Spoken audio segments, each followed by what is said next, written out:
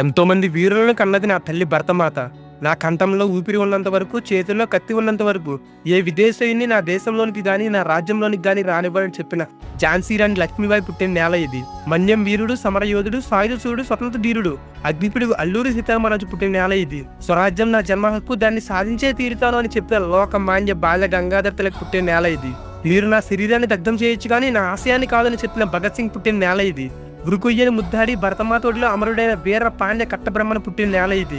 రాజ్గురు, సుఖ్దేవ్, మంగల్ పాండే, తాంత్యా తోపే, సుభాష్ చంద్రబోస్, చంద్రశేఖర్ ఆజాద్, ఇలా ఎంతో మంది అమరవీరులు. అంతెందుకు మన తెలుగు రాష్ట్రాల్లోనే ఉయ్యలవాడ నరసింహారెడ్డి, కోరుకొండ సుబ్బారెడ్డి, కనిగంటి హనుమంతు, కడప రామసుబ్బమ్మ, దువ్వూరి సుబ్బమ్మ, మాదంటి అన్నపూర్ణాదేవి, కోటమర్తి కనకమహాలక్ష్మి, వేదాంతం కమలాదేవి, దర్శి చెంచయ్య, ఇలా కొన్ని వందల మంది స్వతంత్ర సమరయోధులు మన తెలుగు రాష్ట్రాలకు చెందిన వారు ఉన్నారు. ఎంతో మంది కవులు, కళాకారులు దేశ గర్వము దీప్తి చెందక, దేశ చరితము తేజరులక, దేశ మరసిన దేర పురుషులకు తెలిసి పారర తమ్ముడా అని చెప్పిన మహానుభావుడు రాయప్రోలు సుబ్బారావు పుట్టిన నేల ఇది.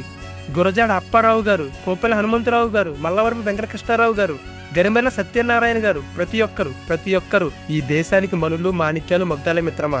అసలు ఎంతమంది విజనరీ లీడర్స్ ఉండేవారు. భోగరాజు పట్టాభి సీతారామయ్య, గుగ్గిరాల గోపాలకృష్ణయ్య, టంగుటూరి ప్రకాశం పంతులు, బావిరాల గోపాలకృష్ణయ్య, కొండా వెంకటప్పయ్య, జాతీయ పతాక రూపకర్త పెంగళి వెంకయ్య గారు అయితే తన ఆఖరి క్షణాల్లో కనీసం తినడానికి తిండి లేకుండా చనిపోయాడు మిత్రమా. శాంతి దూతల వల్ల వచ్చింది అనుకున్నావా ఈ స్వతంత్రం? మనకి లేదు, ఎంతో మంది త్యాగదనుల వల్ల వచ్చింది. భరతమాతను బానిస సంఖ్యల నుండి విముక్తి చేయడానికి కొన్ని వేల మంది కంఠశోకం నుండి వచ్చింది ఈ స్వాతంత్రం. 3.5 లక్షల మంది ప్రాణత్యాగం వల్ల వచ్చింది. ఎంతో మంది తమ సమయాన్ని, ధనాన్ని, ప్రాణాలను సైతం లెక్క చేయకుండా త్యాగం చేస్తే వచ్చింది స్వాతంత్రం మనకి. మరి ఈ రోజు ఈ స్వాతంత్రంతో మనం ఏం చేస్తున్నాం? పాఠశాలల్లో తోటి విద్యార్థులను వేధిస్తున్నాం. చదువు చెప్పవలసిన మనం పసిపిల్లలను చరిచేస్తున్నాం. కులం పేరుతో హత్యలు చేస్తున్నాం. ప్రేమను తిరస్కరిస్తే చంపేస్తున్నాం. మతం పేరుతో వీధులలో రక్తం కారేలా కొట్టుకుంటున్నాం. మెడికల్ కాలేజీలో డాక్టర్స్ రేప్ చేసి చంపేస్తున్నాం. దేశ రాజధాని రోడ్లపై గ్యాంగ్ రేపులు చేస్తున్నాం. 4 ఏళ్లు కూడా నిండిన పసిపిల్లలపై మృగాలా విరుచుకుపడుతున్నాం. 8 సంవత్సరాలు కూడా నిండని పసికందుని గుడిలోకి తీసుకెళ్లి పైశాచికత్వాన్ని చూపిస్తున్నాం. దళిత బాలికలను చెట్లకు వేలాడదీస్తున్నాం. వివాహేతర సంబంధాలు పెట్టుకుని ప్రేమికులతో కలిసి భర్తలను చంపేస్తున్నాం. కుటుంబ సభ్యులను ముక్కలుగా నరుకుతున్నాం. దొంగల్లో, కుక్కర్లలో వేసి చట్టం నుండి తప్పించుకునే ప్రయత్నం చేస్తున్నాం.